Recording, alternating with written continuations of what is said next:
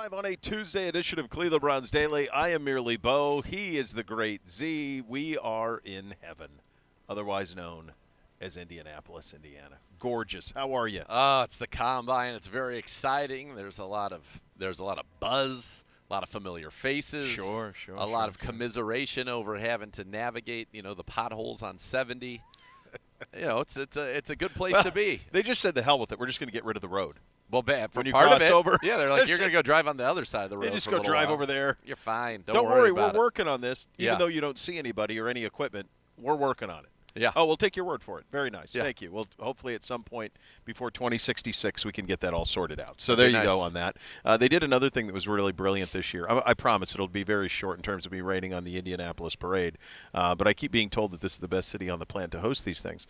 If you walk directly out of this convention center, you are one block from Harry and Izzy's Elmo's. and Elmo's. It was right there. They're both. By the way, you and I both realize this. It's St. Elmo. Yeah, there's no S. It's not Elmo's Fire. Have you ever called it? No, it's No. No, there's no fire. St. Elmo's Fire. No, I've never. I did not know that till I've I was never called yesterday it St. years Elmo. old. Yeah, I've never called St. Elmo. Never. Did you know this? Were you always an Elmo? Did you realize the great it's Siciliano? right It's here? right here.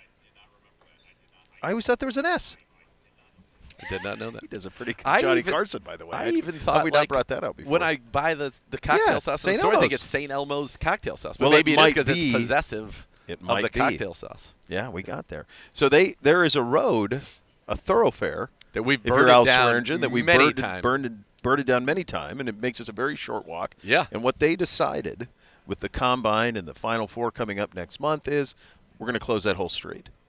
So now, if you want to go down that way, it's now a 6-block navigation That's right. to get there. So in their infinite wisdom, that's what so that's all my complaining I'm going to do. I can only hope that this is like a rush job so that there's something special on that street for the Final Four. That's my only hope. Bo. Then nope. So no then. Mr. Siciliano saying they're building a massive hotel. Bo. I'm calling on you. Today's a Tuesday? It is a Tuesday. I lost track of days. Today's a Tuesday. It's a first Thursday. When you went out there today, did you see anyone working? No. No, nor did I. Negatory, Nor good did buddy. I didn't see that either. So anyway, there's my little beef with Indy, and then we'll have a great meal tonight. Everything We're going to will have be great. some great beef Gib, tonight. it's heaven for Gibbe. This is his heaven. I got to say something. He's tomcatting around. He was out till 4 a.m. entertaining people. Pretty close. I can assure you, while I was almost the last one to go home in this group, I was not the last one. Oh, well, sure. The socialite. Sure. The socialite. The socialite. Sure. You Yeah. may have seen him on NBC's Gold Zone. I know. Well, he even saw me today, and he's like, I want He's to the mayor. apologize. I felt, we haven't seen each other in a while, Yeah. and then we spent no time together. And I'm like, it's all right. Getting He's- pulled in a million different directions. Yeah, You could tell it that you could say that it's my event. After last night, No. You're the I am a runner-up. All right, hold on. You're This the vice president of eventing. He's the president socialite. You're the vice I president. know he's of already off. He was just Well, a part of the there's show. more, there's more socialing he has to do. He's already off. He's got to go socialize a little bit more. I want to do something that I wouldn't normally do. You're the franchise. You do what you want, buddy. I appreciate that. On one hand, I'm sad because it is, in some ways, the end of one of the great art forms I've ever seen, which is Gibbe lurking. Oh, my But God. his preparation for this particular combine and the lineup We've of never seen anything. luminaries that he has slotted out today, tomorrow, Yeah. Thursday is just it's incredible. And I want to just a little applause. Well, applause thank you. out. It's his giant P. Thank you. He's The Ness is there. Yeah, it is. He's the big P producer today, and yeah, you've crushed it. Well Yeah, done. thank you. Now, to be fair, To- if you didn't, I'm not sure we'd have a guest because of the current setup at the combine. Agreed. Because you can't lurk. It was here. like he said, no, there's You can't. Tomorrow, I will give you a little bit. I will go back and we're You'll going to lurk pull a out little? the old school lurking because Okay. I got to get Sims, and you know how that Yeah, goes. how that Yeah. can go. Depends on his mood. Yep, But that's like- right. But we are crammed together with teams. We just have Dave Canales, head coach of the Carolina Panthers, just walked by to go do Our do some former stuff. coach is literally 10 feet away, I believe. Kev? Is he going to come by? I believe he's over there. Oh, yeah, sure. Oh, yeah. Oh, that is strange, isn't it? Who's plays on That's that? right. Who's on that? It's been a weird day. This is what happens at the Combine. Like, we are literally doing Cleveland Browns Daily. 1 year ago at this time, he would have been over here probably off the top of the show or end of the show, depending on where it all hit, because we were 1 to 3 then. What a lovely time that was. Could have had it back, but someone screwed up. So we got the our golf former head coach who's now in the NFC South, and then we got another head coach in the NFC South who has our favorite receiver. That's right. Ted McMillan. There's one other common theme that I think, and we've talked to a bunch of people today. One thing that's been kind of funny is, where are they versus Ted McMillan? And it's amazing how everybody loves Ted McMillan. Now, you and I are on record for loving Ted McMillan last year. You more than me because you played the video game. Started at the Greenbrier. But for sure. But it's amazing because I remember when we did all these shows last year, it wasn't like anybody was going like, you have got to take Ted McMillan at 2. Like, there was none of that. No, I thought he was. I'll be honest. I thought he was going 4. We thought he was going to go 4 to New England. Everybody around, yeah. There wasn't like, he's a can't miss. You have to draft him. There really wasn't that. But now all of a sudden, everybody's like, oh yeah, I loved him. I loved him. I'm sure you did. I'm sure you did. Yeah, there's a lot of that. You'll get a lot of that kind of revisionist history. I wonder if he's going to stop by. How about it? There he is, the old ball coach. So this morning, Dr. J, the G-Man, and I, we're making our way over. It's a solid. It's a nice 15-minute walk. I appreciate, by the way, last night you guys going, hey, don't get in an Uber. We can walk this. Yeah. Never knowing that the construction that we spoke of that added a little bit of time. 10 minutes. But I'm like, you got to walk. By the way, the only knock after the 5,000 calorie meal that we eat. You got to do a lot of walking. You need to walk it off. By the way, the only demerit on Siciliano being the new mayor of the Combine was on the way home, he was giving us wrong directions left and right. He was really confused. He's like, that door's locked. I'm like, really? Is it Boom. really? Then he's like, we have to take this one or you have to go outside? No, my friend. We got to get down here for this escalator. I was guilty of something that I am ashamed of, in that I co-signed his path through the Marriott. You did. I followed him. I initially had hesitation, and I'm like, no, I think I remember that was all connected. Not connected. Not.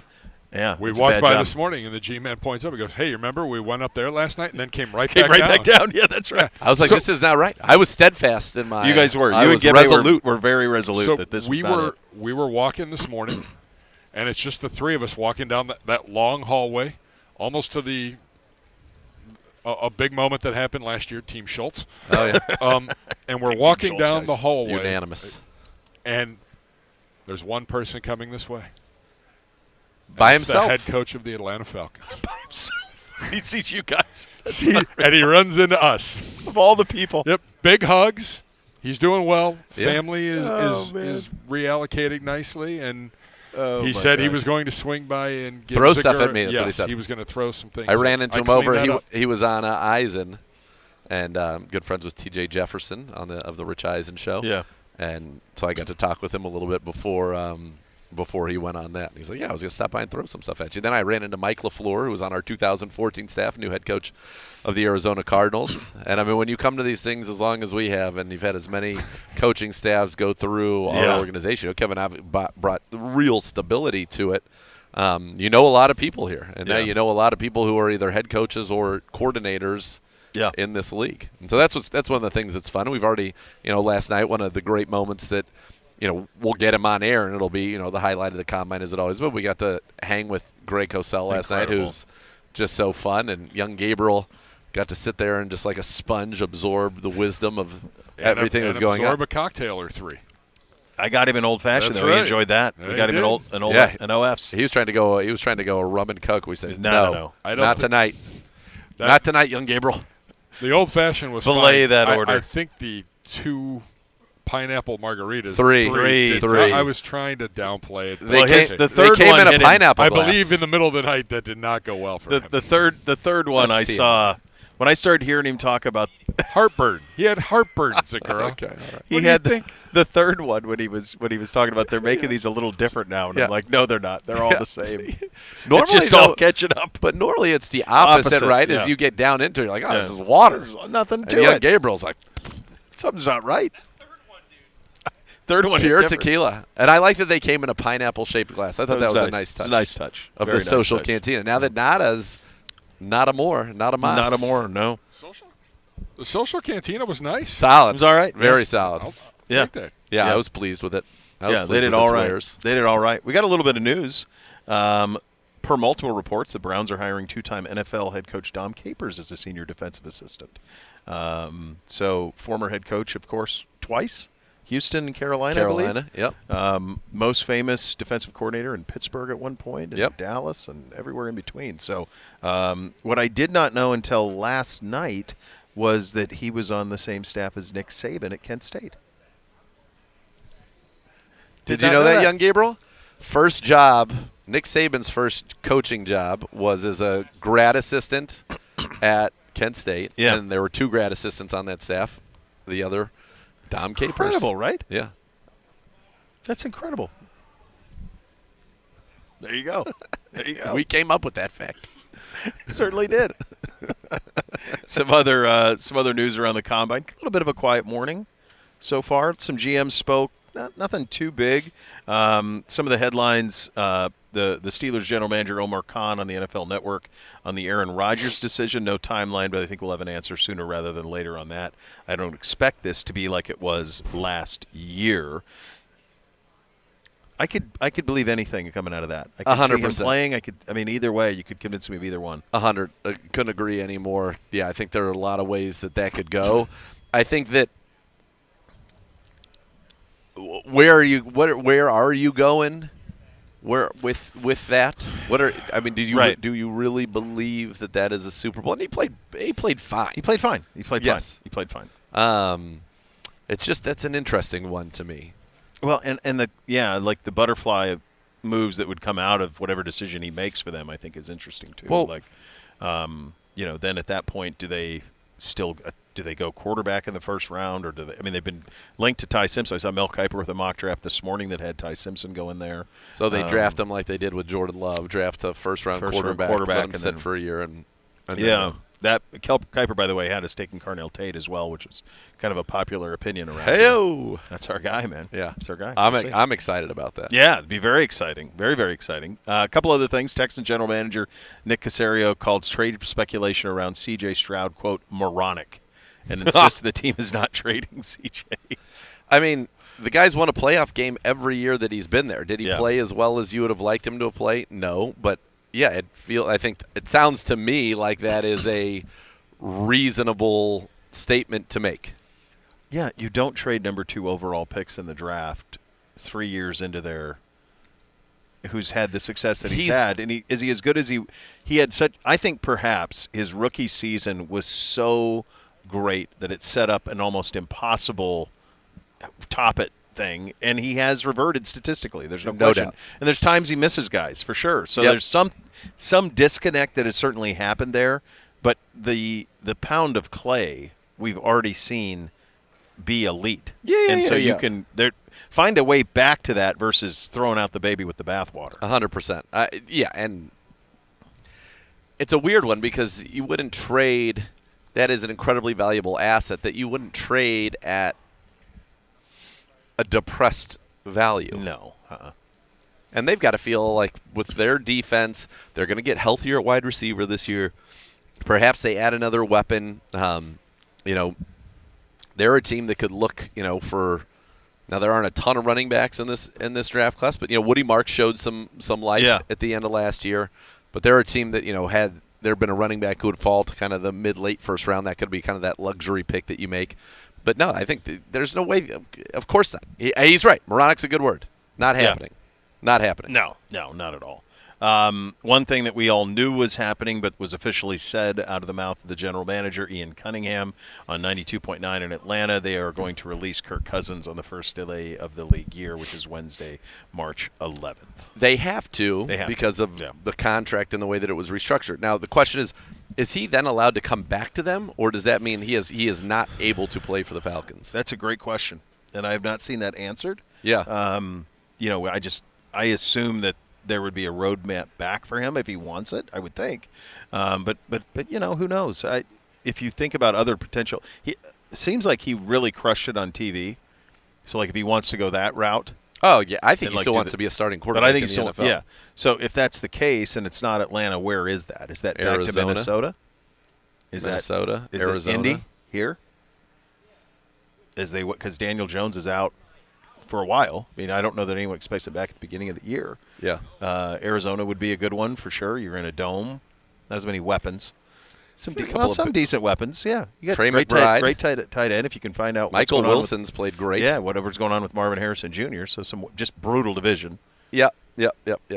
But so's the North. NFC North is too. So you're dealing with, if you go to Minnesota, you're dealing with Detroit, Green Bay, Chicago. I mean, he won his last, I want to say, 4 games in a row as a starter in Atlanta. You know, he loves Kevin and vice versa. To me, that makes a lot of sense to figure out a way to have him there. I don't know if it's possible. Right.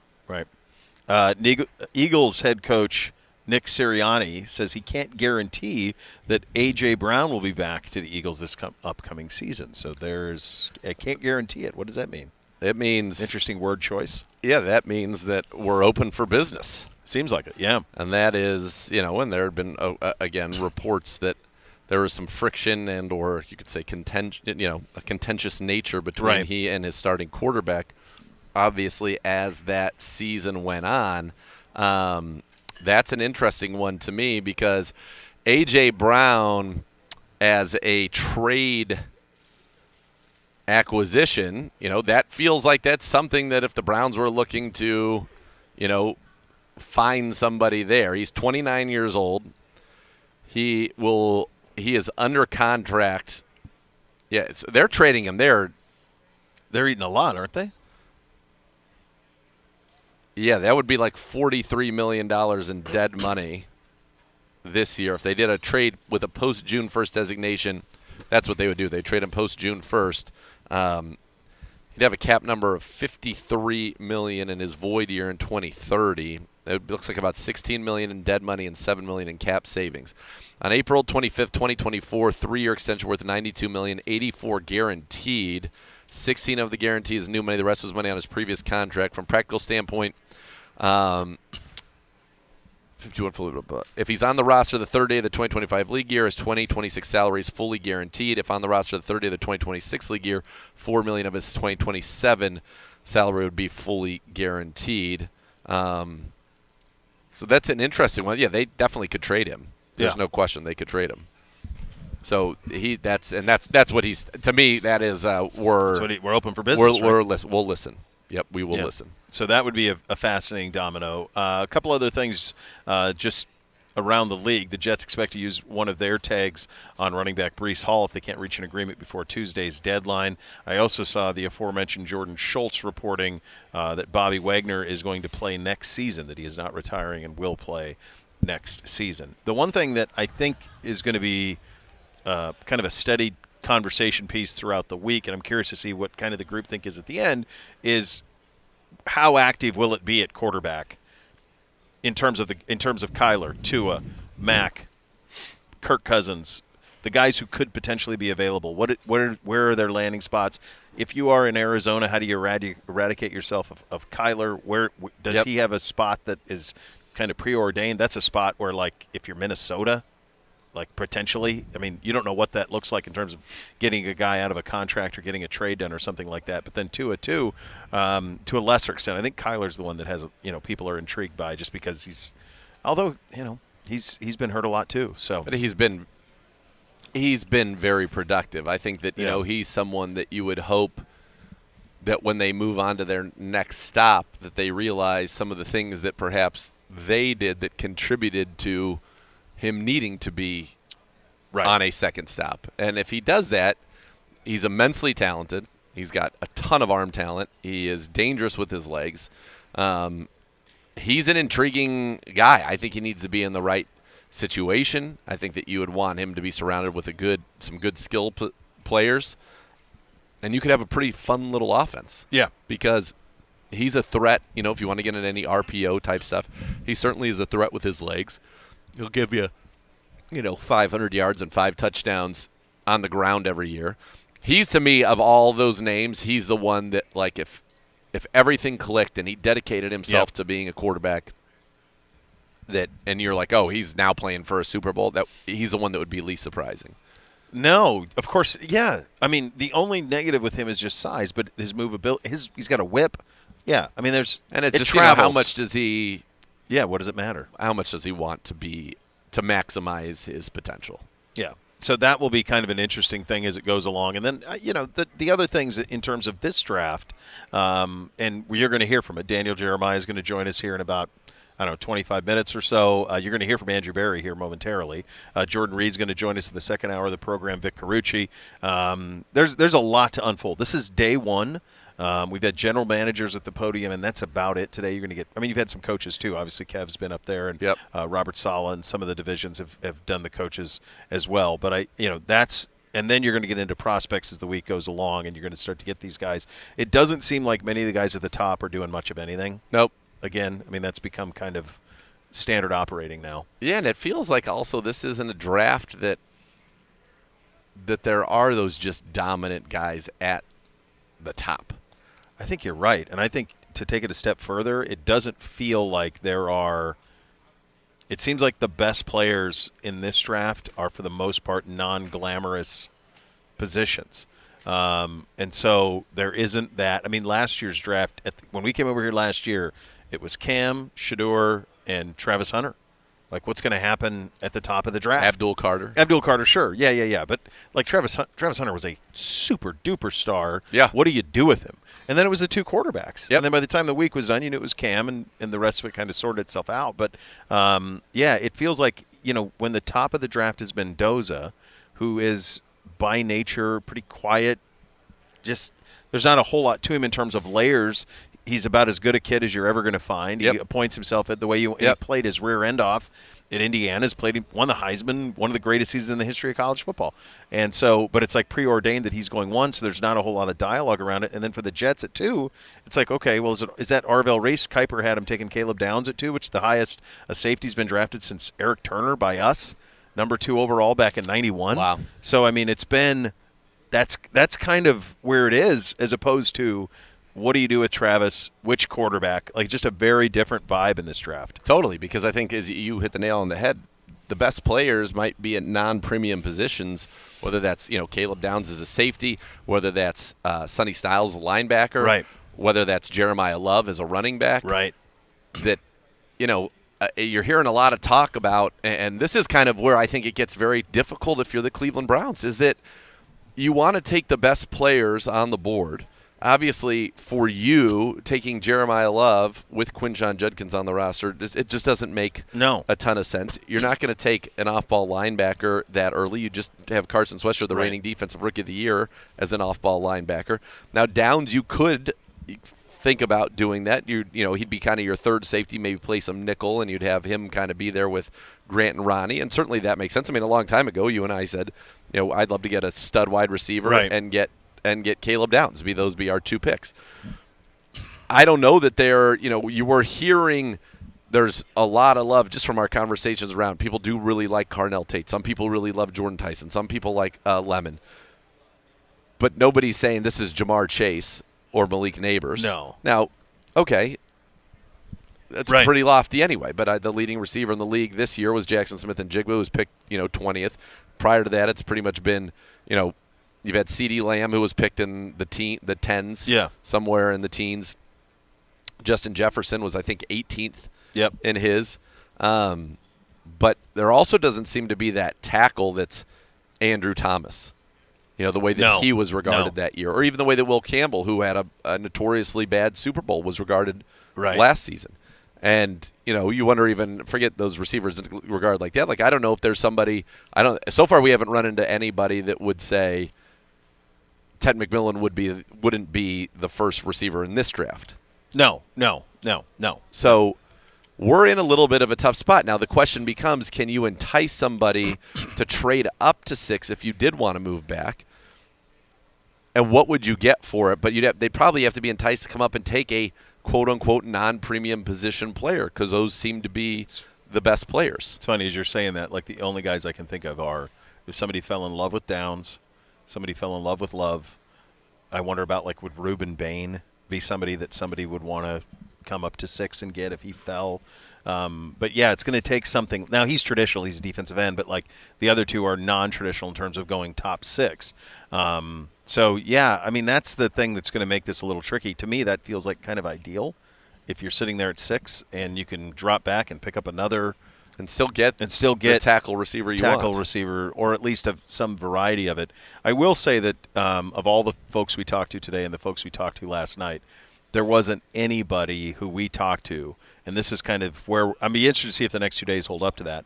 There isn't anybody we talked to who did not have Carnell Tate either 1 or 2 on their board. Like most of the people we talked to had him 1, but some people like Tyson a little bit more or whatever, but he was always 2. So, and when you say, like, is he worthy of 6, there's some variety on that, like however you define that. But you know, a good football player. And he's 6'3", 200, and like I told you last night when we were bebopping around, I'm like, I mean, to me, like minimum he's T. Higgins. And he's not quite as tall as T. Higgins, but like if T. Higgins weren't on the Bengals, he would be a 1, I think, almost anywhere else. Yeah, look at the numbers that he put up when, Jamar Chase missed games a couple of years ago. It's wild to me because I honestly think, like in a redraft situation, T. Higgins is probably a first. So T's 6'4", 220. So he's got him on a little weight and an inch. And he's been phenomenal. Yeah. I mean, look at his stats. Yeah. But he was the first pick of the second round. First pick of the second round. Like, and that's part of the evolution of this league is that today there's no way T. Higgins goes probably top 20. For sure. Yeah, for sure. Yeah, it's changed. It's all about the value is in guys who throw the football, catch the football, protect the guy throwing the football, or guys who harass the quarterback or cover the guys who are trying to throw the football. That's really where the value is in terms of that's where the money goes in free agency. Those are where the biggest contracts are. And so when you're able to draft those people and get them on rookie deals at those positions, there is an inherent value in that. They're majorly discounted. Yes. Taking Jeremiah Love, let's call it 5, okay? Like where Genti was taken last year, which was 6, I want to say.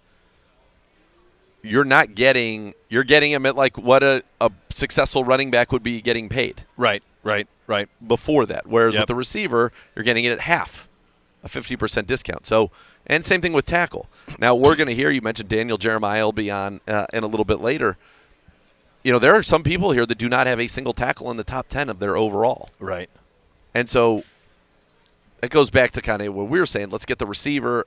We'll get some tackles. Let's figure this out. But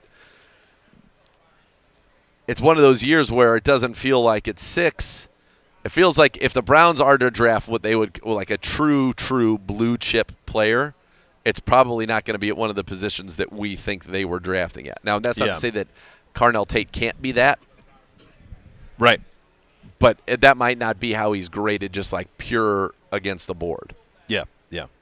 And we'll ask Daniel Jeremiah where he has these guys rated. He'll be joining us here in about 20 minutes from now. Coming up next, we visit with the man who's going to be in charge of making these picks, Andrew Berry, going to join us. This is Combine Week. We are presented by Bullseye Event Group for award-winning game day experiences. Visit bullseyeeventgroup.com. You're listening to Cleveland Browns Daily. It's presented by Ballybet, official sports betting partner of your Cleveland Browns. Please bet responsibly.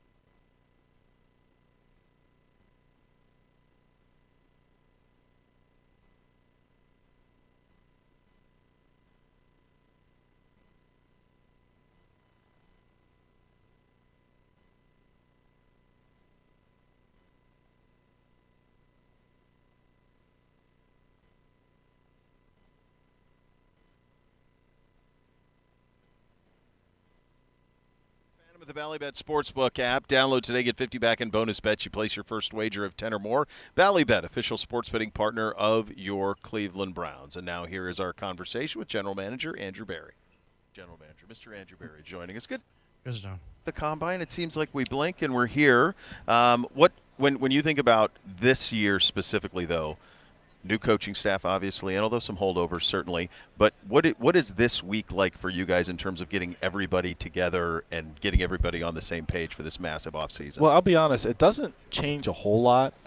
Maybe the weeks preceding probably have the bigger adjustment because you're really in hiring season. You're trying to, work with head coach to hire the assistants and still getting everything organized for Indianapolis. But once we get here, it's back into the normal routine of football. You're meeting the upcoming draft prospects. You're meeting with the representatives of your own players, and going through the glorious week that is Indianapolis. We talked last week a little bit about this. This week is obviously about understanding, learning a lot about the players, seeing them on the grass, but medicals really kind of make sure everything jives with what you've seen on tape. But you talked about free agency and trades. That's probably the bulk of your work here. Kind of just walk us through what that actually is like to be the general manager in a week in Indianapolis with all the meetings and conversations and whispers and, hey, I'm going to feel you out on this. Let me throw this out there, see if you take the bait type stuff. Yeah, I'd say really most of the week is draft focused. You do have a number of you may have trade discussions during the week, but really most of the discussions with agents and that type of thing is with your own players. Interesting. AB, in terms of the way that you guys go, like when your guys are out, you've scouted a full season, the tape's the tape, they have their impressions. You come here, you do the medicals. There's going to be some meetings that take place, obviously, but fewer and fewer of these guys are doing all of this stuff. How do you're going to have the in-house visits, you're going to have pro days, all of that stuff. How do you kind of balance importance of all of those things as you're putting together this puzzle? Yeah, well, the important part, the overwhelming majority is really what they do in the fall and the conversations that you have with individuals that have been with them their entire college careers. The rest of the spring, it's a lot and it's the most recent, but it's really weighted the less because you're really trying to answer maybe selective gaps coming out of the fall scouting season. Obviously, the medical's a big part, as Nathan mentioned. You want to maybe dig in terms of their football foundation because you have a chance to have them meet with your staff and other people. But it's probably maybe a little bit more about making adjustments on the margins than maybe driving the meat of the evaluation. If I was prospect X and you said, hey, you make the cut, we want to talk to you while I'm at the Combine, what's kind of big picture without getting specific trade secrets? I walk into this room, what happens? Yeah, so we really try and create a relaxed environment for the prospect because it's a busy week where they're poked and prodded medically, they're running, they're jumping, they're taking psychological tests, they're taking cognitive tests, and they're meeting with, maybe anywhere from 10 to 20 clubs from 8 a.m. in the morning to 11 p.m. at night. And so this is grueling for these guys. Yeah, it's very grueling. So what we try and do is we try and create an environment that's a little bit more like a classroom position meeting environment. Okay. And essentially take them through a combination of installation, like a small installation, and then walking through their own film to understand, how much of their own system that they know. So it's really focused on football and football knowledge. We don't necessarily use it so much for the other stuff because there are better means, and we usually have a pretty good picture of who the person is coming into it. So we really try and use it to dig on their football acumen. Is it kind of a fun exercise set aside? Because you get how many meetings? 45. To kind of to get the guy. Get to your list of 45. Well, I can tell you this, Nathan, 45 is plenty of slots. so full day. So maybe it's harder to get to 45 than you would think. You're like, all right, we got these 15 that we like for sure. I think that's probably accurate. I love that. No names, but are there guys who you had the tape told you one thing, and then you get in a conversation with them, you're like, wow, that's a non-negotiable, that's an undraftable. Have you have those type of situations that happen, or is that pretty rare? No, not usually. Usually you try and eliminate, or at least we take the approach where we try and eliminate that on the front end. Yeah. That's not to say that there aren't prospects that it's like, okay, this may be on the border, this may be on the fringe, and we need to dig and investigate a particular part of their background a little bit further. And there are some of those situations, but it's usually not driven from a 20-minute conversation. Again, that could be a 20-minute conversation after the individual's had a really long physical, done a bunch of testing, had 7 interviews, and it starts at 10:40 at night. Yeah, it's a tough spot. When you bring in a new head coach and who is going to be calling the plays on offense, we have a new wide receivers coach who is in the building but obviously switched positions, and we bring in George Warhop now at offensive line. How's that integration work between them and you? Because you've been kind of scouting for a similar scheme for quite some time to say, okay, here's how we're going to kind of look at these positions now. Yeah, I'd say it's particularly on offense, it's probably a little bit less specific than maybe the defensive side of the ball. There may be some small priorities on the margin in terms of what they may ask a particular position to do, but it actually really isn't. Maybe you see it a little bit more in the offensive line, right? If you're a wide zone team, sure, you're gonna prioritize athletic linemen that can run and get off the spot. Whereas if you're a gap scheme offense, you're gonna have size, power, strength. But really, for like the skill positions, I wouldn't say that there's usually too big of an adjustment. Do you like when you have a coach who's like, at the end of the day, I just want the best player?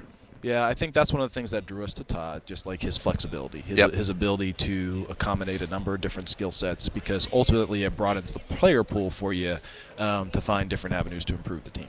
What has it been like? I mean, you worked with Kevin for so long, and there was this group, the two of you guys, and now new coach in the mix, and Todd, and he's got all the energy. He's been waiting for this for a long time, obviously. What's it been like for you? Todd's been great. I think I've been very fortunate, very blessed to work with 2 A-plus individuals.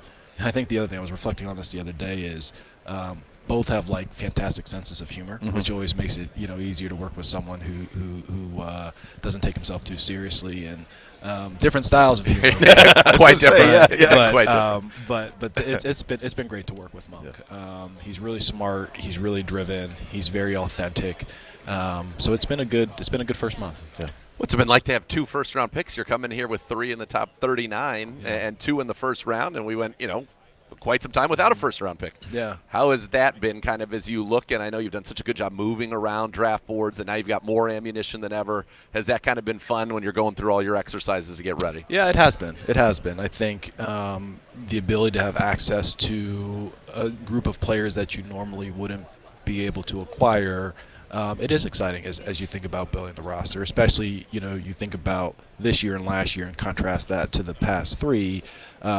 It's a different challenge. It's like trying to play chess and being like, well, this time I can actually entertain playing with a queen as opposed to no looking at the queens this time. Yeah, I think I almost put it as like, imagine you're fishing in a pond and one has like 3 trout per square meter, and then you fish in another pond and it has like 3 trout per 100 square meter. Yeah, it's like per pond. Yeah, yeah, there you go. So it certainly makes it more exciting. Andrew, you had such an incredible draft last year.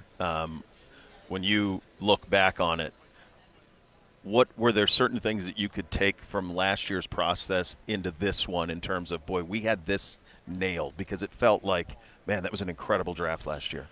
Well, I think a big part of it is like where your team is, and then the resource management piece is enormous. I think that's one of the biggest levers that we can pull. Like taking kind of the pond analogy, for instance, like if you're fishing in the pond with more fish, you're going to catch more. It's as simple as that. Where if you're fishing the pond that's very sparse, it's going to be tougher, and that's why when we think about like accumulating draft capital or trading down, why we think it's a fruitful exercise. For us to have really our first 4 picks, I think would have been higher than our first pick in all but one of the past 3 drafts. Yeah. That makes a difference, and it also maybe changes like whether you're risk averse or risk seeking, within that slot. But the other piece of it is really probably less constrained in terms of where we needed to go on the roster or where we need to invest on the roster, because we were a team in transition. Obviously there will be a little bit more focus in certain position groups as we go into this draft. Not to say that you're going to just draft because of need, because we don't believe in doing that. But we do think of it in terms of impact, and that maybe creates a little bit of a strategy depending on what we do with the veteran market this spring. Yeah, 10 picks. Not only does it give you the ability to make movement there, it also those could turn into veteran players, which you've done a very good job with. So there is a lot of arsenal that you can pull from.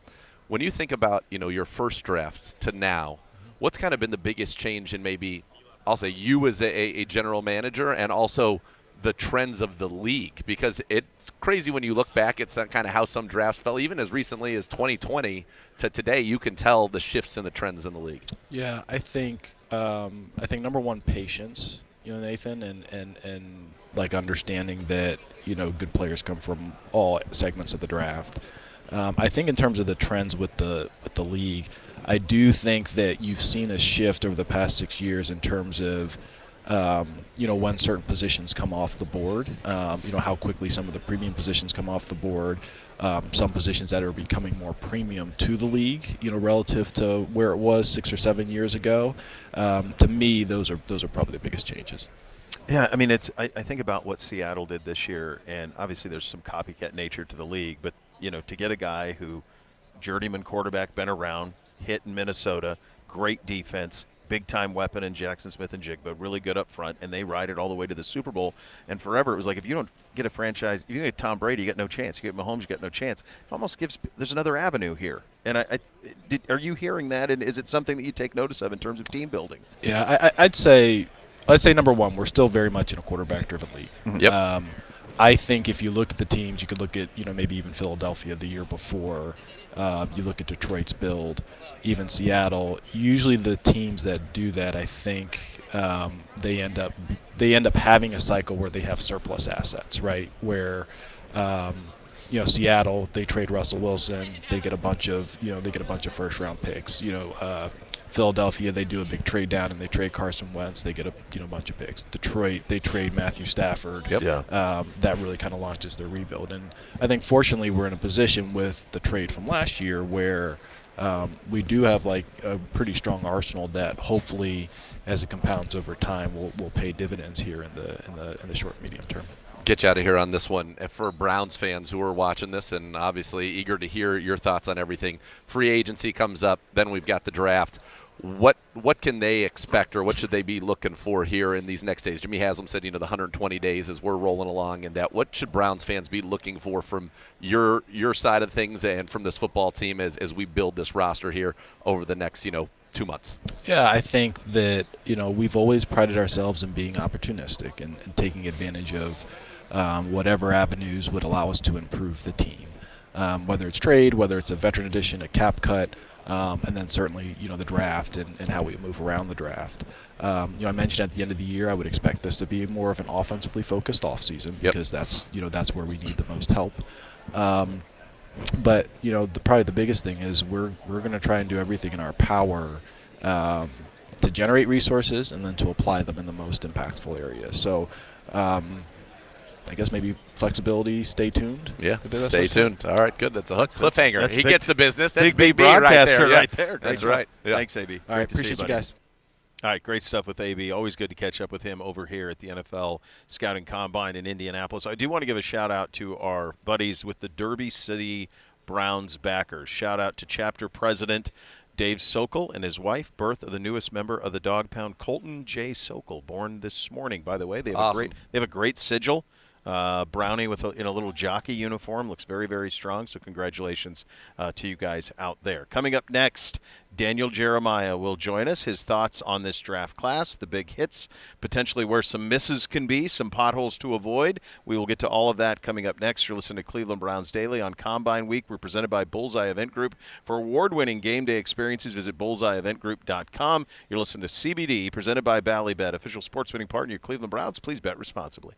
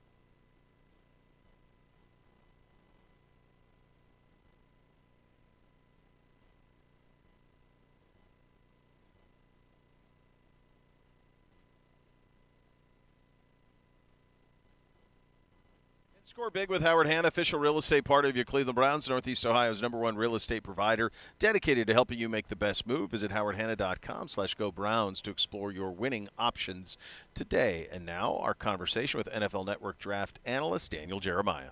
Well, real privilege here. You're done. NFL draft expert joining us here on the program. I can't believe we're here again, but the year flies and away we go. Big picture, let's just start there. This draft strength and weaknesses, where are they hit for you? Yeah, for me, it's a pass rush draft. Like edge rusher wise, it's really good. It's got guys at the top that are worth going up there, and it's got guys kind of really littered through the first 4 rounds. I think you can find some real impact players there. I think when you look at the broader picture of the league right now, and you look at the last 2 Super Bowl winners, you look at Philly, didn't have anybody with 10 sacks.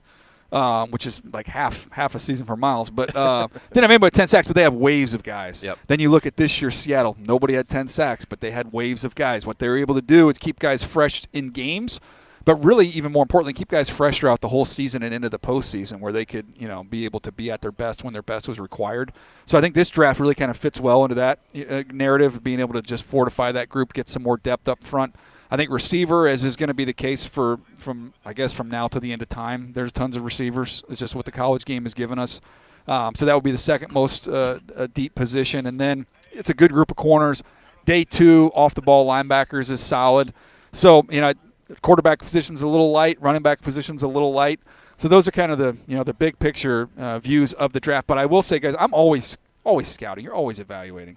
And of all the teams I've talked to, I have not seen a watch that comes anywhere close to as nice as the watch that you are wearing right now. That is phenomenal. Yes, he's very, very dialed that is in. phenomenal. Yeah, He picked it up on the way over Big here. B broadcaster. Yeah, that's big. Near the Fudge Factory, maybe? Right near the Fudge Factory when on he the way crossed over, over yes, 7. right That one wasn't in his Cracker Jack box, I can tell you that one. That thing is nice. You're exactly right about that. Well, we want to have nice things in Cleveland, and this is a team that obviously it's been stated by the new head coach, Todd Monken, as well as general manager Andrew Berry, we need to go shopping on offense. You got 6'24", 39. As you kind of look at those spots and kind of through the lens, maybe receiver, offensive line, how do you see those shaking out if you were kind of stacking your board? Is the gap from 6 to 24 bigger at receiver? Is it bigger at tackle? And how you'd kind of approach that? That's a great question, and I think it's actually very similar. There's some years where I'd say, look, if you need both, you got to take this one because you're not going to like what you get with that one. This year, there's a group of tackles I like in that range who I think got a chance to be good, solid players. I'm a Blake Miller fan. I think there's going to be a little drumbeat for him as we go through the process from Clemson. I don't know. I tend to like guys that are, big, have 34-inch arms, 35-inch arms, whatever he has, do over 30 reps on the bench, jump over 30 inches, start 54 games in college, have a wrestling background. Call me crazy. Sounds good. I like those types of guys. Yeah. So I think he's a really good player. Monroe Freeling from Georgia's got a chance to be a solid starter, real athletic. Probably a little more development needs to take place with him. But those are a couple intriguing tackle options. And then you get to the bigger wide receiver options. We'll see what happens with Boston. I think he's going to run well from Washington's a good player. You think big. like mid-4.4s? He's going to run the mid-4.4s. He's supposed to. Yeah. That's what he's kind of been tracking towards. So you've got him. I think Malachi Fields is a better athlete than people give him credit for out of Notre Dame. He probably, is in that late 1, early 2 range. It's narrative season, so narratives start getting formed and built. And some of them I accept, others I push back on. But with him specifically, with Fields, it was, but the production, he doesn't have as much production there at Notre Dame. And I said, okay, well, let me go back and pull up the top 30 receivers in the NFL this year, look at, statistically. And I go, okay, well, geez, let's look at it here. Collins out of Michigan his last year, didn't do a whole lot. He's pretty good. Yeah. Stephon Diggs at Maryland, not a whole lot. I mean, I'm around Ladd McConkey calling Charger games. I think he caught 20-something balls his last year at Georgia. And I can go on and on and on all the way down. That Michael Wilson from Arizona at Stanford didn't do a whole heck of a lot. So when you're a receiver in college, you are offense dependent, quarterback dependent, situation dependent.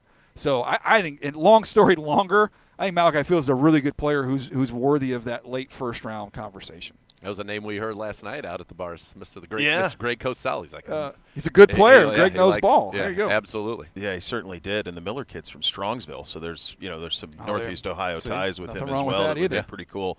At 6, when you think of those top end receivers versus the top end tackles, and I understand apples and avocados, but in terms of I love the value there. Where do you see those? I would lean a little more to the receivers just in terms of the grade that they carry.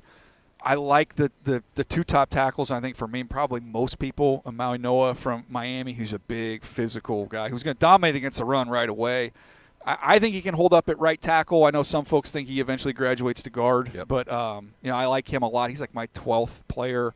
You've got Fano from Utah, who, to be quite frank, a lot of it's going to depend on how big he is and what he looks like.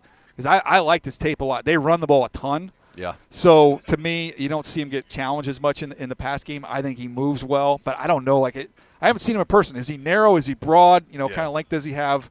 Is he 315? Is he 295? I don't know. We don't have any measurables, so I'm anxious to see him. But those guys feel more 10 to 15 just in terms of their grade, whereas like Carnell Tate is like my 6th or 7th player somewhere in that mix. Sign us up. Yeah, there it is. He's right Sign there. us up. You get the size, you get the speed, you get the big playability, and then you also get somebody with elite character on top of all that stuff. So he's a great dude. So he's right there. Mekhi Lemons as a pure slot he's like my 10th player. So there's good options there. When you go through just like the wide receiver position, what are the kind of maybe the most heavily weighted traits when you're scouting or somebody wants to go, be the amateur scout, which everybody loves to do now? What are the things that you really look for that translate the most to success in the league? I think the underrated part is play strength. I think you got to be able to be strong. You got to be strong at the catch point. You want to be strong after the catch as well, so you can get through some tackles. But you want to go and win the whole thing, which is everybody's goal. Eventually, you're going to get in the postseason. The space disappears, so you've got to have guys who can be ball winners and be strong. I love the scouting phrase, just being grounded through the catch. You watch guys that run through the ball. You watch guys that leave their feet and have to corral and cradle the ball. Those are some of the things I always try and pay attention to. Yeah, the back, we talked about the 3 guys at the top with receiver. When we talk about some of the other ones, you mentioned the kid from Notre Dame, some of the other guys that could be out there. You mentioned the depth of this class at wide receiver. Who are some guys, maybe 24, but maybe even into that 2nd round, 3rd round that you like? There's a bunch of them. I'll give you an interesting one. Jeremy Bernard from Alabama, who's really, really strong and tough, physical. You can use him in some gadget stuff, too. You can throw him in the backfield. He did some of that at Alabama. I like Deion Burks from Oklahoma. I know there's certain guys who are like, okay, I know I'm higher than consensus around the league on him. I'm fine with it. I think he's going to be really good. He played with some crappy quarterbacks at Purdue, and we got a crappy quarterback at Oklahoma the year before this year. He hadn't had a lot of opportunity. Yeah. Watch him work out and get back to me. He is dynamic and explosive, and he is one who can stay cleats in the ground through the catch. I think he'll be, somewhere in day 2. Maybe it's the 3rd round. I like him a little better than that, but I think he's a good player. Fannin obviously has turned into a real gem for us after that rookie season. We're going to get a 2nd tight end in the mix here. How do you kind of like maybe those late day 2, early day 3 tight ends, and maybe with a little bit more maybe a traditional Y, somebody that can be like a Charlie Kohler for Todd Monken? Yeah, there's some good ones. To me, Max Clare from Ohio State's my number 2 tight end. It's just a matter of how high he's going to go. Yep. You go back and watch him at Purdue. By the way, God bless Purdue. They lost a lot of good players. I feel like everybody I graded played at Purdue at some point. Thieneman, the safety from Oregon, is another one. Yeah, he's another one. They almost had a really good team at Purdue. But, no, Max Clare is outstanding. If Stowers from Vandy's a little more of a move guy, athlete. But hand in the ground, I think Clare can give you that. That'd be good. Yeah, that certainly would. The one thing that we always talk about over here is need versus best available, all of that stuff. If you're running an operation, how do you balance those things? I don't think you want to just, I think you get yourself in trouble when you're constantly trying to fit need, and you end up and you look up and you don't have any blue chip players on your roster. You need 10 to a dozen of those guys to try and win anything meaningful. You got to have difference-making players. So you can't get too carried away with that. I'm fine when they're similarly graded. Yeah, we need one of these guys. We're obviously going to take him over that guy. But I'm not going to bypass Pro Bowl stud because we don't have a left guard right now. Like you can't do that. But last one, coming out of L.A. out here to the cold, how are you doing? You holding up all right? You doing okay? Dude, we stay inside out here. Are you kidding me?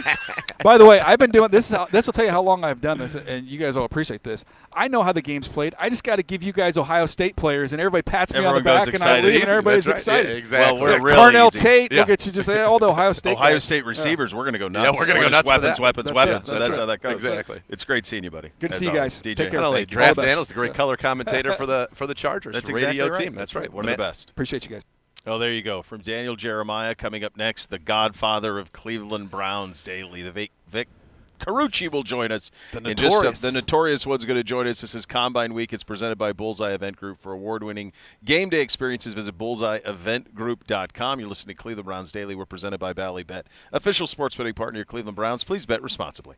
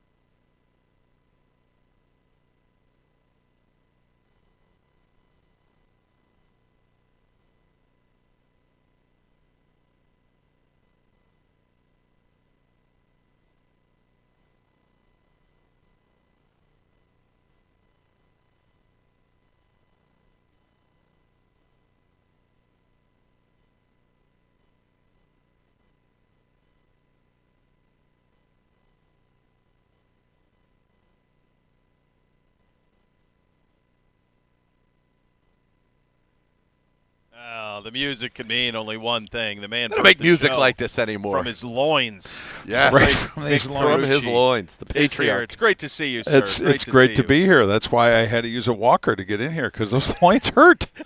All these years later, it's a lot of you know. Think about a show. A great deal. Think about the magnitude. Think about all this stuff coming out of your loins. Yeah, it's a lot. I mean, I can't even say that. Gibbe. I mean, goodness gracious. Alone. Birth from your loin. You started that. Yeah, I did. Well, it's true. Yeah, you did. It is true.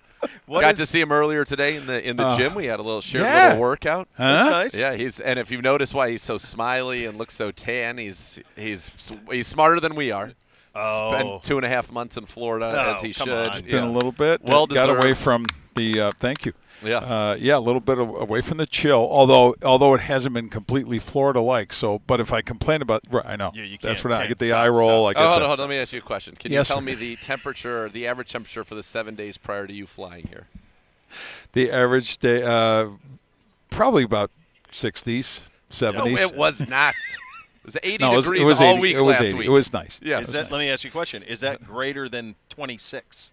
A little that bit. number. I mean, well, wait a minute. I mean, I state school kid. Is it but better? I think What it's- about negative 16? Is it better than negative 16? Actually, I think it was negative 20 in Buffalo, and Yeah. pipe burst in my house. So Oh, my so that gosh. wasn't. That's a real thing that happened. And You never want to get that phone call and say, "I don't want that's to." I'm not exaggerating, but it's a but catastrophe. Dad, you got a catastrophe. Yeah, my daughter. Oh, no. I'm sure that yes, and water was just pouring out of the Dad, you basement got a ceiling. catastrophe. We got a catastrophe in our house. So Oh, I no. haven't seen it in person yet, so I'm looking forward to that. That'll be fun. You have that to look forward to. But as you well. know things are good when you're like, we're going to let the professionals Yeah, handle it, let the and we're pros going to handle stay right here in Florida. yeah, 'cause and there's we're nothing really I can do. not going to worry Man's about got to know his it. limitations. All I can do is Absolutely. fret and swear. Right. Yeah. Yeah. You know, and It's fine. That's be what the, ornery. I want to be nice and smiley in the sun. that's what the beach and the pool are for. That's to, what it's to for, keep you right? smiling. 100%. How much has this thing changed from your first combine to now? You know, it's funny. I talked about this with somebody earlier today, and I said,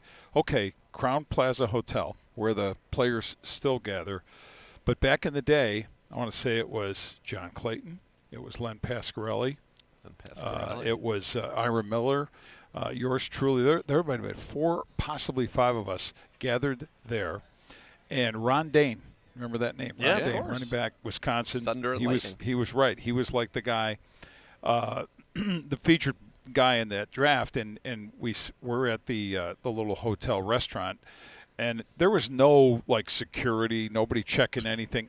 I don't even think I doubt we had credentials. We just showed up, pads and pens in hand, and Ron Dane, hey Ron, talking to him, blah, and then somebody says, I think it was Clayton, said, hey Ron, can you get so-and-so player to come out and meet with us too? So players were getting other players to meet with us. There were no PR people. That's how it was done. That's how sophisticated it was. That's That's wild. And Unbelievable. and the coaches, Hey, Ron, do us a favor. coaches were a catch-as-catch-can thing. It wasn't a scheduled podium coach or GM. You basically worked the hallway, and you saw a guy. And there was, again, almost no PR. I'm almost sure the PR staffs didn't travel with the coaches. Gibbe was born too late. I mean, this sounds like Yeah, he for, would've loved for a this. lurker of his capabilities, God. if that's Yeah. what the whole business Just It was. was a whole lurk. I mean, yeah, just It was complete. all yeah, about yeah. the lurk. So Yes. that group that you just listed, obviously sad as. It's sad. It's seeing Ira Miller was Bay Area, right? Bay Area. Yeah, he was in Bay the Area the guy. San One of the Francisco- Chronicle. the Chronicle, one of Yeah. the all-time greats. Yeah. Frank Cooney, another top name. John McClain was course, there from the Houston. general. So it was a few of, and what happened through time was the recognition of the central location that this is, and how for a reasonable, and this is what NFL beat writers were selling to their editors, for a reasonably cheap price, you can get a lot of content. You can Absolutely. get pre-draft content, but you can also get good off-season content. And again, a lot of this was pre-free agency, so you didn't have as much of that level of off-season discussion, but you had some. But no, there was not a network set up for the Dan Pat or Rich Eisen show or Sirius XM's set or ESPN's set or this set or any of these sets in here. It was a whole different world, but a fun world. I mean, I don't go back with look at stuff with regret then or now. I just say it's different. It's a whole different deal. So It most certainly is, and by the way, you come here other than what's going on in Florida, where you were luxuriating and relaxing. a little luxuriating, a little relaxation. You've had a little bit of a tumultuous few months. You Oh, have Hall yeah, of the Fame Bills. debacle. Oh, yeah, that too. Sean yeah. McDermott is out in Buffalo. Yeah. It was so in order. Yeah, it was the McDermott thing that I will say. I've been asked this question. Were you surprised? Can't say I was. And it's not because it's for this reason.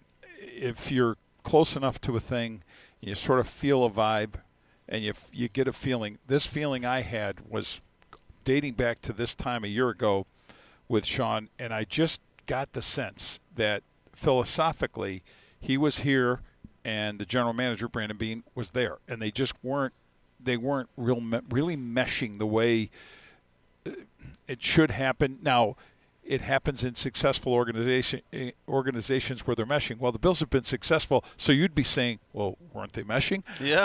But there really was a drifting apart of that. Do you remember? Go ahead. Do you remember coming on our show in the playoffs, and you said on our show in the playoffs that there was a schism, everything that you're saying right now. Yeah. And then I remember, I think it gets fired the week after they lose. To Denver, yeah. Yeah. Yeah. And then they have what I would consider, and these my words, yeah, one of the most insane press conferences I've ever seen in my life. No, insane's probably understating it. And then they acted like everything was totally, we're totally on the same page. I'm like, wait a second. Nobody knows more than you. You were on with us the week before. You said exactly what went down. Yeah. And then they're saying we're on the same page. Meanwhile, they're like, no, he picked Keon Coleman. Keon Coleman's still a Build, by the way. Right. That was rough. Run him over. That was back so it rough. up. Run him over. Back it. It was nuts. Yeah. No, the owner of the team. If he had a do-over, wow, that was a rough one. But back to Sean, just the vibe I had, and I thought if they had lost to Jacksonville in the wild card game, I would have probably. I'm not a bettor. I don't wager anything, but I might have wagered and say he's going to be gone with a first-round bounce, one-and-done loss. The fact that they won that game and survived, I started thinking, okay, I think he's okay for this year, but I know it was tenuous. I felt it was tenuous back to the schism, thing. And then we know what happens after that. But with Brandon Beane getting the additional title of president of football operations, that to me was another level of the owner showing, here's who we want to run the show completely. And when you're doing that, Brandon Beane or Sean McDermott, who had a lot of power in that organization, well, that made an overwhelming statement of the reason for his firing. And then Joe Brady gets the job, and I have an X account timeline. You could check it. I said immediately after he was fired or shortly thereafter, won't be surprised if the combo is Joe Brady head coach and Brian Daboll as offensive coordinator. I knew Daboll was not going to be a head coach this cycle.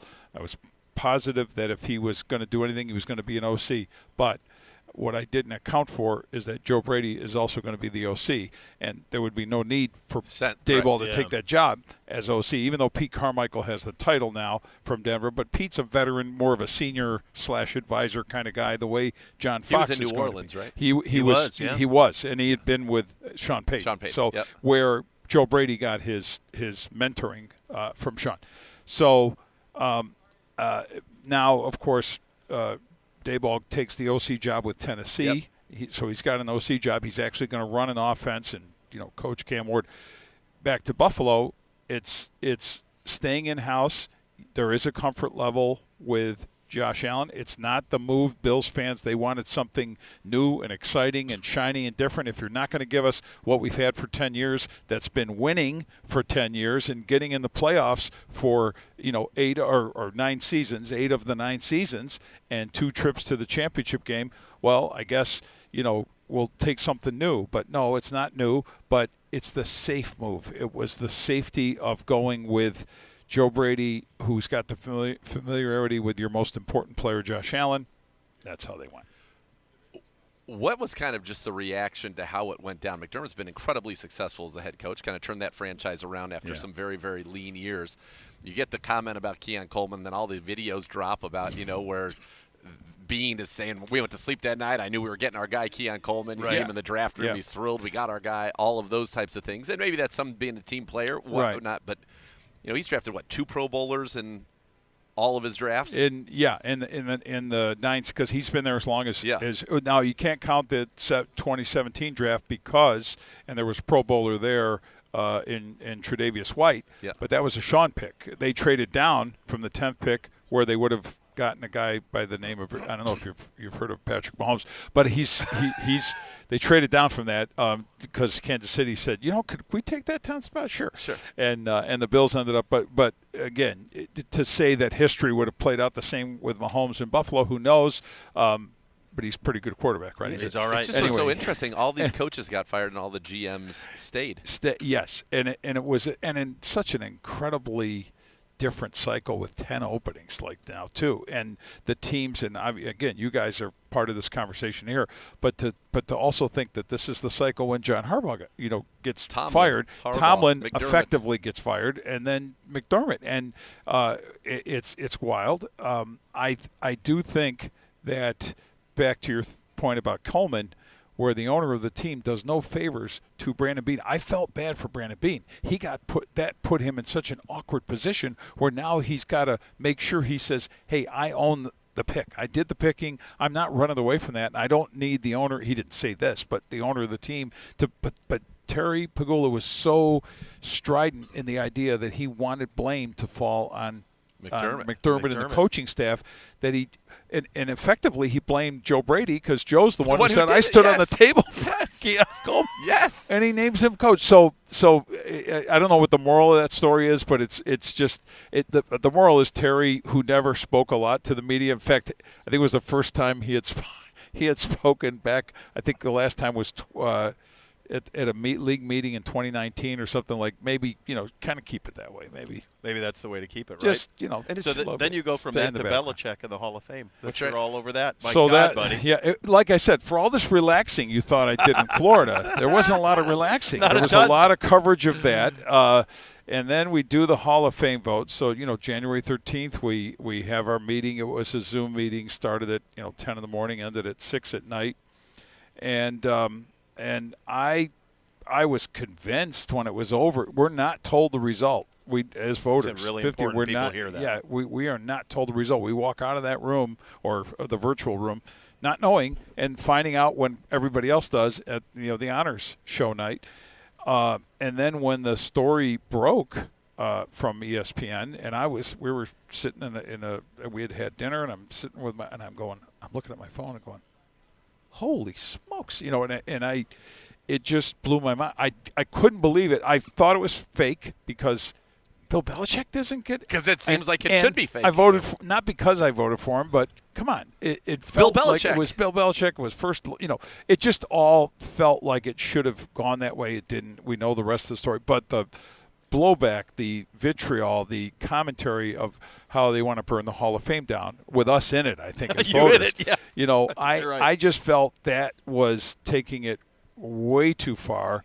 I love the passion. I love people being passionate. What do? We feed that passionate beast, and I love that we do that. But I love that we do that. But I don't love that kind of reaction, because it got so nasty and angry. And even when people found out I voted for Belichick, Bills fans were calling me out for, you voted for a cheater? Sure, you voted for a cheater? What's wrong with you? What does that say about you? And then, erroneously, Bill Polian is called out for trying to lead a campaign against Belichick. He never did anything of the sort, and the minutes of the meeting will prove that. He also voted for Belichick. There's an auditing firm that confirms that, and he gets just railed by people, and then ESPN eviscerates him, in its shows. And I get they need a topic that went, but why they went after as good and as the best football mind I know, and a guy from whom I've learned a lot of football, and I consider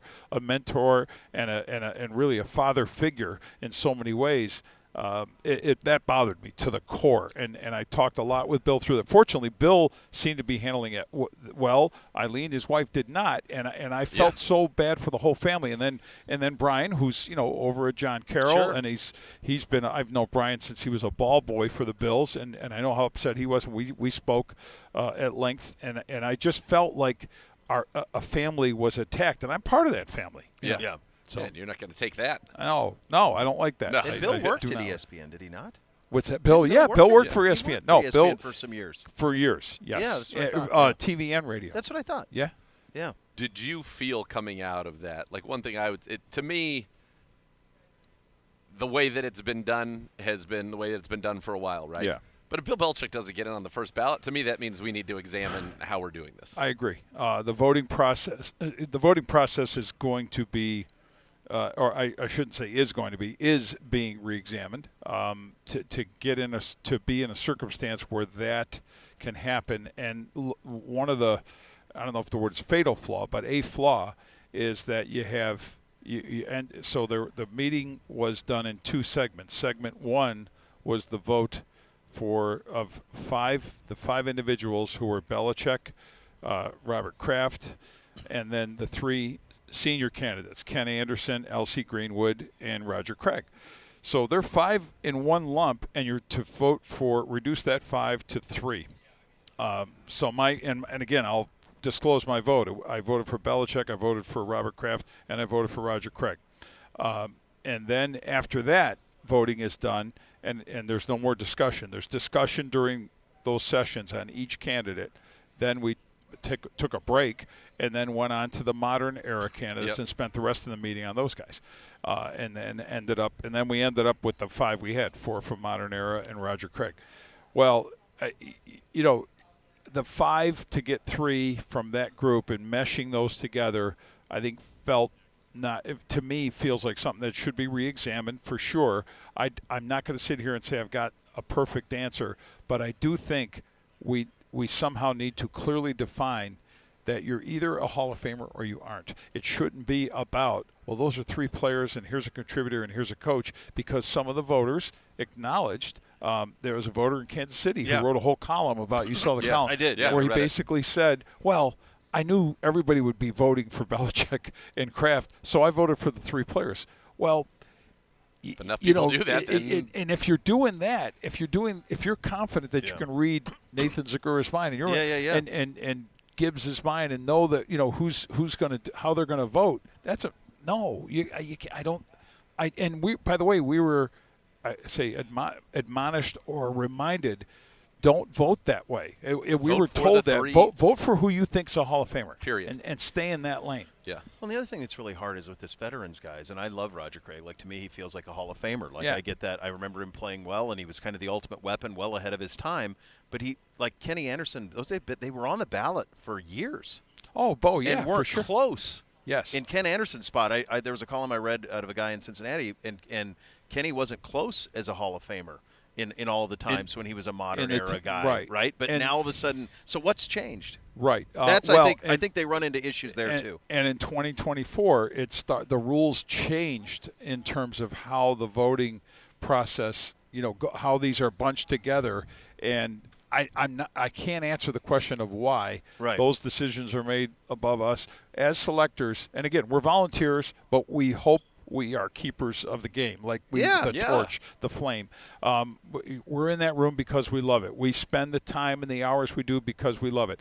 We get ridiculed and chastised for what we did because we love it. That's part. It just goes with the turf, just like anything else we do. But your point is well taken as to. I'll take it a step further. I think it's going to lead to more elimination. Last year, the coach, this didn't get anywhere near the blowback, but the coach who got left out of the process was Mike Holmgren. Mike Holmgren should have been a Hall of Fame selection last year. He wasn't. The group ended up being 4, and we were all shocked. I'm sitting again watching the honors with my wife here in Florida last year, or not here, down there, and we're watching it. And after the 4th name was announced, I said, "And there's no and." Like I went for the 5th name and the 6th name, and that was it. Well, that was it. The 4. You're the best, buddy. Ah, so good. It's great seeing you. Enjoy this, yes. Yeah. Bo, great seeing you, sir. love you. Love you too, buddy. Love you guys. Yep. Without him, there is no show. There is none.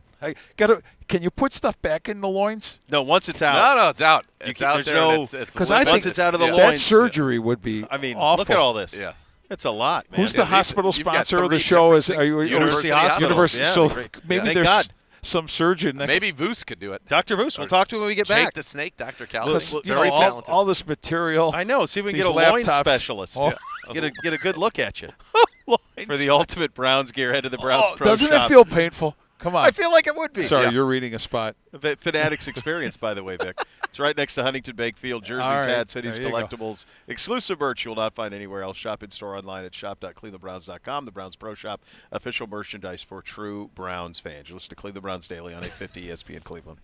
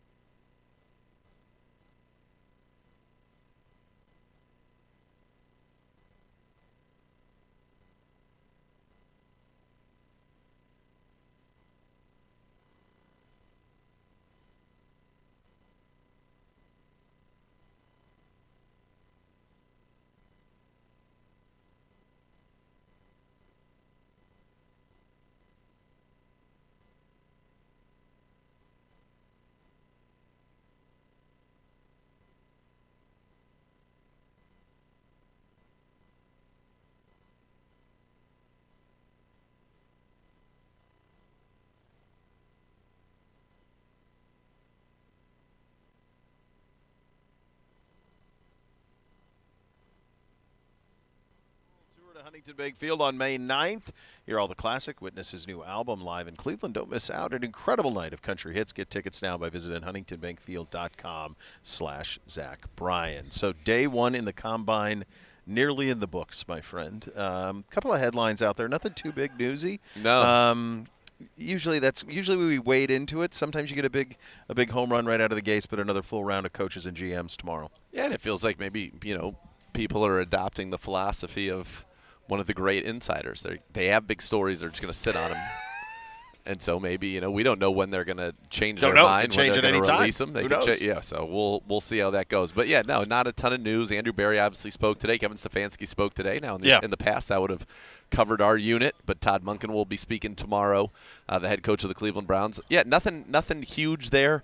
I think, just confirmation of things that we knew, which was, the JOK looks unlikely to play. This is a linebacker draft that the Browns can find somebody. I think, obviously, Devin Bush is the first domino that you want to see fall. And, obviously, if you're a Browns fan, you want him to stay with the Cleveland Browns as he played at an elite level last season alongside Carson Schlesinger. But, yeah, it's been fun. It was great having Daniel Jeremiah stop by and a little bit of, how the sausage is made. We could talk to him forever, but AB was here, and we had to abbreviate that, unfortunately. But that's one of the weird things that happens at the Combine. We are a couple of minutes into a conversation with Daniel Jeremiah, who we love talking to and normally would talk to. Keen eyesight. Oh, yeah, Daniel Jeremiah, yeah. So, and then AB walks over. Yeah. So AB's early. Typically, we were thinking he'd be around 1. Will he end up around noon is when he stopped by. So we are interviewing Daniel Jeremiah about what we should do in the draft as our general manager is 3 feet away. Standing there and listening during the entire. Which I didn't know during some of my questions because he's in eyesight for you, but that wasn't in my eyesight. And I was like, and then I saw all of a sudden he acknowledged him. I'm like, whoa, okay, all right. I think that's a little bit. That's wild. That's a little bit of a wild thing. That's the Combine, though. Yeah. And what's very cool about what DJ does is, he is so thorough and did a great job on the call. I always listen to that on the way over. And it's got to be so interesting in his role. I would think about it like if I were in my current role as the color commentator for the Browns on radio, as he is for the Chargers. Right. But then I had this other job where I was basically telling every team, or telling the world my rankings on prospects, how I think teams should attack certain things.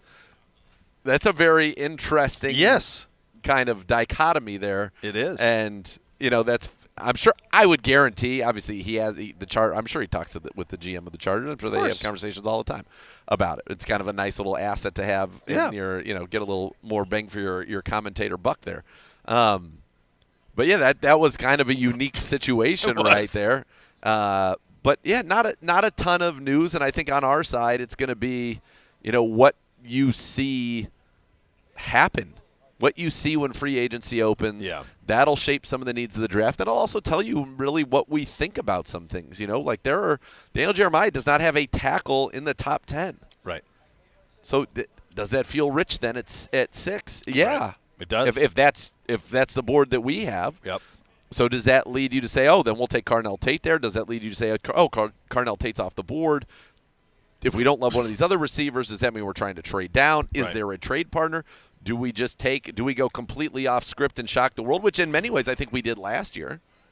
Maybe it was an off script to them, but Mason Graham, Carson Schlesinger, if you had told me the first 2 picks were going to be a defensive tackle who was not known for being a pass rusher in college, right, and an off-ball linebacker who was a former 0-star one-year starter at UCLA, I would have said, I don't think so. Probably not. No, probably not. But that's what happened. And by the way, the Schlesinger pick in particular is pure genius. I think a lot of the reason that Andrew Berry is still here when a change was made is that draft. Yeah. And Carson Schlesinger, Harold Fannin, Quinshon Judkins in particular stand out from that draft. And Mason Graham had a solid season, don't get me wrong. Oh, for sure. And I think for our purposes as content guys, ideally the Combine would probably be after free agency for content. Yes. From our perspective. From their perspective, it doesn't matter. But this is our one chance to kind of talk to everybody. And so much of what you're going to do in the draft is predicated on what you've done in free agency, and especially for us, where we have these massive needs up front. playmaker all the time, second tight end.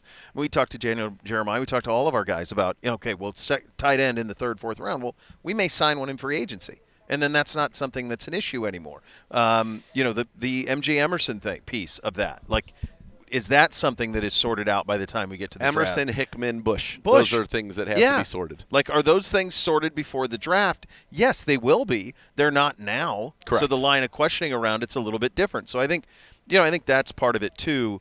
The other, couple other things just from us, from AB's big press availability. Joel Bitonio working through his decision on what he's going to do next season. Obviously, more than welcome back. You'd love to have him back. Sounds like Luke Whippler, who hurt his knee in the season finale, will be ready to start the season. So that's very good news on that. And then the other thing, and we saw JW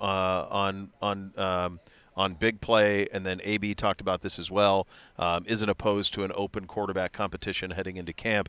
Todd will have the say on that tomorrow, and that's going to be fascinating how he kind of describes how he envisions that process playing out. For sure, because he's got to have a plan. I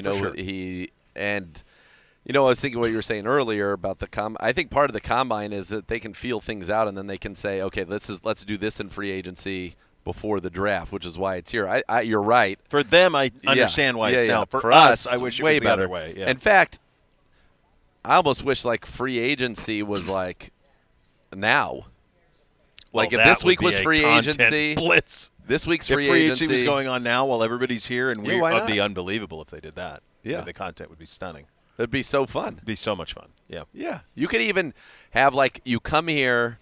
It's the first week is free agency. The second week is the full combine interviews, and you do What are you, Gibby now? You want to spend 2 weeks over here? No. We don't. No. We don't have to be. No. Oh, thank God. No.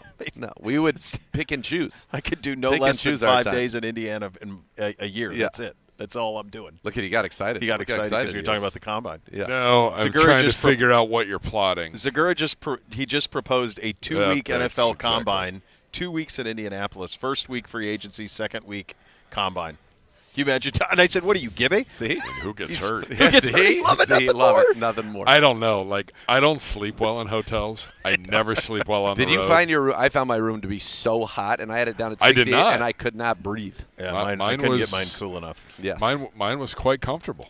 Yeah, Sark was like that too. Yeah. So, I don't know. That was confusing. Hold on. That was a symbol for break, and then the hands up. I don't know. Break. Jordan Reed's being delayed by someone. Someone's not playing by the rules. Do you have eyes on him? I did, and then I lost him. Yeah. So no. So I don't have him. So no is the answer. So no eyes on him. No eyes. No, but there's a lot going on. Everybody's got a 500-foot backdrop over there. I think this sounds like a job for young Gabriel. Where is young Gabriel? He's getting. He's getting mentored by one of the best. Oh yeah, that's a good. That's what this is going on. That's why I'm I got to introduce. Stick with him, kid. He's showing us video of you. Oh, back in the day, in a Randy Moss Marshall. Yeah. Yeah, that's you right. had a Randy Moss Marshall jersey. Yeah, that's what I was wearing. It's that was pretty on spectacular. our old show. That would be a fun thing to do. If you brought them all in. We were just talking about the offseason. I have way too many. TJ's a Jersey guy. Yeah. I have tubs and tubs of them now. Why don't we take a break and we'll see what happens here on the other side? I got an idea. Why don't we take a break and then we'll see what happens? Sounds like a great idea. That's great. Does that seem like okay? Live radio producing. This is Combine Week presented by Bullseye Event Group. For award-winning game day experiences, visit bullseyeeventgroup.com. You're listening to Cleveland Browns Daily. We're presented by Bally Bet, official sports betting partner of your Cleveland Browns. Please bet responsibly on 850 ESPN Cleveland.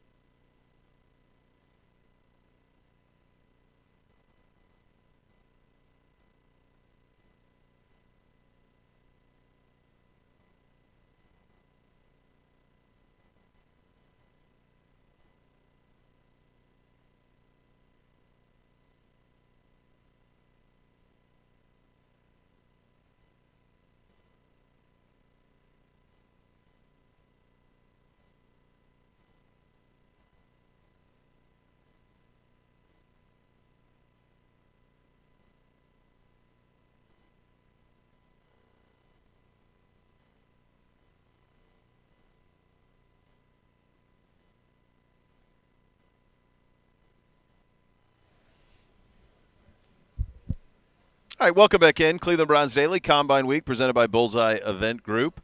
Tomorrow, Todd Monken will be at the podium. Be fascinating to see that. First time he's been, I know you've talked to him at various events since and see him quite a bit, but in terms of the media, first time since the hiring press conference, get his thoughts on where all this stands, and then he'll be by to join us tomorrow. You're going to love it.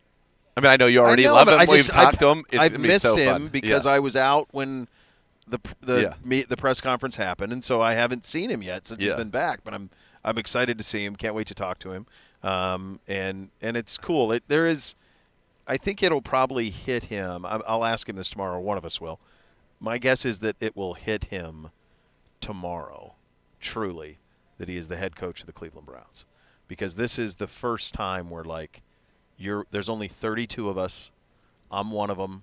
And we're all here. Meetings with the head coaches. Yeah. So there's this kind of welcome to the club moment that happens only over here. And we've had this conversation with Freddie Kitchens years ago, and then I remember having it with Kevin vividly. And the first time that he come on with us after he did the podium and the scrum, and you do like the big national stuff that's going on, and then you come over, and it'll be cool for him. I think about it. You think about how long he waited, and how many times he was bridesmaid, not the bride, on so many of these coaches' searches, and then to finally get it, my hunch is it'll hit home tomorrow. Like, hey, man, you're one of 32. Oh yeah, I don't think there's any doubt, and I think he's going to be great with all of it. I'm really excited for him. This is the culmination of a lifelong dream. It is something that he came back to the NFL literally to accomplish this. He chose the Ravens and working with Lamar Jackson so that he could be where he will be now as the head coach of the Cleveland Browns. So I'm very excited for him. I think it is a very, very cool story. And, I think that tomorrow is going to be, for him, this whole experience will be, this is very real now. We got my staff together, and now we're here, and, let's go. We've got to put this football team together and get ready to go and win and make sure, we don't play bad football, or as he has a particular word for that, and that we play good winning football that, our players, coaches, and then fans can be proud of. In terms of a roster reconstruct or construct basis, you probably have to go back to Hugh to find a coach that has this much that needs to be filled. Now, it's all offensively, but theoretically it's 4 out of 5 on the offensive line. Certainly need to get a weapon. Got to get the quarter. I mean, there's a lot of questions offensively that have to be filled over the next 2 months. Yeah, because Kevin, the roster was kind of set. You need it. You need a tackle. They got Conklin and Austin Hooper that first year. He brought in Andy Janovich. Right. So it was three pieces there. But you had already had, Odell and Jarvis were here. You had 6 at that time. Njoku was here. Baker was here. Chubb was here. Denzel. All those guys. I mean, yeah, for sure. Yeah, there was really not a whole lot of. Whereas this offseason for us, there's a massive influx of talent that's going to come into this operation. Yeah, we talked about it. If there's 24 guys on the offensive side of the ball on our final 53, my guess is 12 to 14 will be new. Whereas on the defensive side of the ball, it's going to be a handful of guys that are new, that are more bottom. You're talking about your starters on offense, from a year ago. You're going to have the same starter at running back. You are going to have Judy. Yep. That's 2. That might be the list, because if you consider David Njoku the starter at tight end, now it'll be Fannin. The other receiver, I guess Cedric Tillman technically was the starter early in the year, but my guess is that will be Bond or somebody else, or certainly he'll compete for it. But your offensive line potentially could be 5 new. Now, hopefully, DeWan is back. I mean, it would be great if DeWan could just be your right tackle. That's the other thing you have to think about. DeWan was certainly much happier at right tackle than left tackle. Yep. Can whoever you draft be a left tackle? Right. Or do you sign one? And the 2 best are both right. They're both right. Yeah, exactly. And that's one of the things that we've learned here today. It's not like we've done a deep dive on these guys yet. So it is certainly, from that standpoint, it's going to be a new look offense, and it's going to be the offense that Todd wants it to be. Real quick before I know we're running out of time, but I just got to give a shout out to Jacob Bridgman, who had his first tour win this past weekend at Riviera. He was the guy when I went down the Memorial, and I got talked with two guys. It was Matt Kuchar and him. He was a young guy from Clemson, and so I've kind of like followed him. He was in contention at Pebble, had a chance to win it, and then at Riv, he was like blowing the field away. I think through 3 holes on the last day. He was 6 up going in the last round. Yeah, birdied 2 of his first 4 holes, then kind of got nervy. And he ended up having to make a 3-foot putt on 18 with Tiger Woods and everybody there watching after he lagged from 20 feet and left it like 3.5 feet short. And after he watched Rory chip in. Yeah, watched Rory make it, which was that turned out to be worth $600,000 for Rory, that putt going in. Well, he needs it. Yeah, good He's for him. He's barely making ends meet. Yeah, that that's McIlroy right. kid, barely making ends meet. Tomorrow will be Todd Monken Day, which will be very, very exciting. Look forward to that. Thank you for listening. Combine Week presented by Bullseye Event Group, award-winning game day experiences. Visit bullseyeeventgroup.com. You're listening to Cleveland Browns Daily, presented by Bally Bet, official sports betting partner of Cleveland Browns. Please bet responsibly.